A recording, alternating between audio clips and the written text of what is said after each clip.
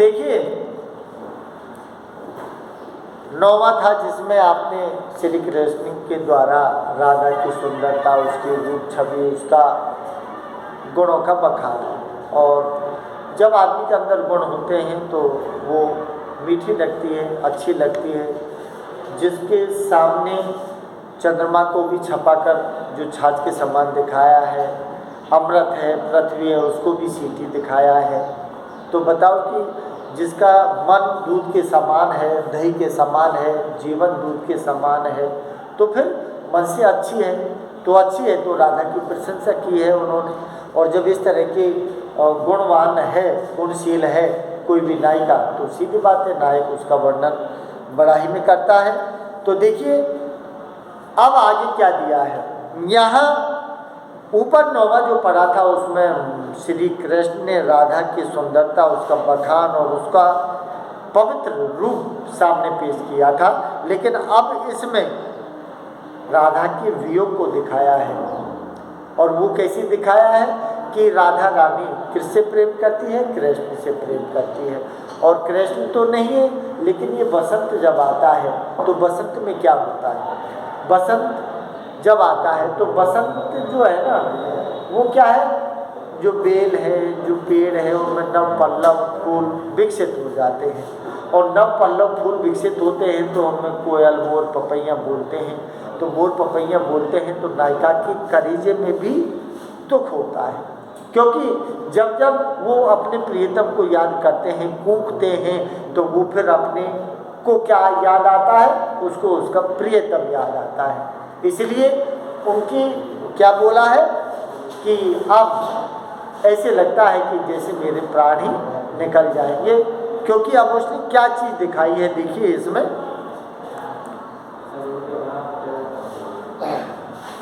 को बचिए ये बेरी बसंत पे, आवत जो बन आग लगावत। बसंत, बसंत क्या है? ऋतु। अरे बसंत ऋतु आती है ना, तो बसंत ऋतु क्या करती है? बसंत ऋतु में सारी प्रकृति परिवेश पूरी हरियाली, हरा भरा हो जाता है और पूरे पेड़ पौधे फूल पत्तों से लद जाते हैं। तो को बचे है ये बेरी बसंत पे। अरे जब बेरी बसंत, बसंत को कैसे मान रही है? दुश्मन के समान। दुश्मन के समान क्यों मान रही है? क्योंकि बसंत के आगमन पर उसको क्या मिलता है? दुख मिलता है, और दुख देता है वो दुश्मन है। तो बसंत को दुश्मन के समान दिखा रही है, क्योंकि उसमें जितने भी जानवर पक्षी जो है वो सारे जैसे चातक पक्षी है तो पी पी पुकारता है, कोयल है कू कू की आवाज़ निकालती है, और प्रकृति पर भी सुंदरता से भर जाता है। तो उसमें नायक को नायिका की याद आएगी, या नायिका को नायक की याद आएगी, तो दुख मिलेगा। तो क्या दिया? को बचे है ये बेरी बसंत। अरे जब बेरी बसंत आता है जो दुश्मन के समान होता है ना, उस बेरी बसंत से कोई नहीं बच सकता, क्योंकि वो तो आएगा, चाहे कोई मरे चाहे जिंदा रहे। तो यहाँ स्थिति नायिका की क्या हो रही है? कृष्ण से प्रेम करने के कारण विरह वियोग की पीड़ा को वो भोग रही है। इसीलिए उस विरह वियोग की पीड़ा में बसंत और क्या कर देता है? वृद्धि कर देता है। बसंत का सौंदर्यकरण से विरह वियोग और अधिक बढ़ जाता है। इसीलिए बसंत को दुश्मन के समान दिखाया है। क्या दिया है? आवत जो बन आग लगावत। अरे जब बसंत आता है तो ऐसे लगता है जैसे जंगल में पूरे में आग लग गई हो। उस आग को संकेत करके अपने आप के अंदर के विरह वियोग की अग्नि की ओर इशारा किया है कि जंगल में आग लगी है। ऐसे लगता है, क्यों? क्योंकि बसंत जब आता है तो पूरा जंगल लाल लाल पीले पीले फूलों से लद जाता है, जो कैसे लगता है? जैसे जंगल में आग लगी हुई हो। क्या दिया इसमें? आवत जो बन आग लगावत। अरे ऐसा लगता है कि बसंत आया, और बसंत क्या है? जंगल में आग लेकर आया, जिसने जंगल को जला दिया। अर्थात अनेक तरह की पीले और लाल फूलों से पूरा जंगल लग जाता है। तो वो आग के समान लालिमा पीली आभा लिए हुए होता है। इसीलिए उसको देखकर नायिका के मन में अपने नायक के प्रति विरह वियोग की अग्नि भी प्रज्वलित हो जाती है, जिससे नायिका को बड़ा दुख मिलता है। क्या दिया है? बौरत ही कर डारत बोरी, बौरत ही कर डारत बोरी। बोरी का मतलब है बाग बगीचे। अरे जितने भी बाग बगीचे हैं ना, वो सारे बाग बगीचों में क्या हो जाती है? बौरत। बौरत, बौरत का मतलब जैसे आपका पेड़ है उसमें बगर आता है, उसको क्या बोलते हैं? पर बगर आ गया, बौर आ गया, बोलते हो। तो ये दिया है बौरत। बौर वही बगर की ओर इशारा है, उसके फूलों की ओर इशारा है। तो बौरत ही कर डारत बोरी। अरे बसंत आता है तो बसंत आने पर सारे बाग बगीचे किससे भर गए? बौर से भर गए, अर्थात फल जो फूल हैं उन फूलों से वो लज्जत हो गए। क्या दिया है? भरे विष बेरी रसाल का हवन। और बौर आने पर उनमें क्या आ गए? उनमें फल आ गए। और वो फल किससे भर गए? भरे विष बेरी। भरे विष, विष माने जहर, बेरी माने दुश्मन। रसाल का हवन, रसाल का मतलब, अब रसाल जो है किस चीज को कहा जाता है? आम को रसों का राजा कहा जाता है।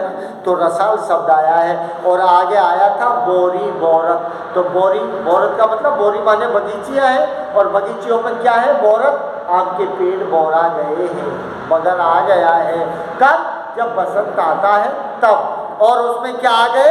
रसाल, अर्थात आम रस से भरकर परिपुष्ट हो गए। अब वो क्या लग रहे?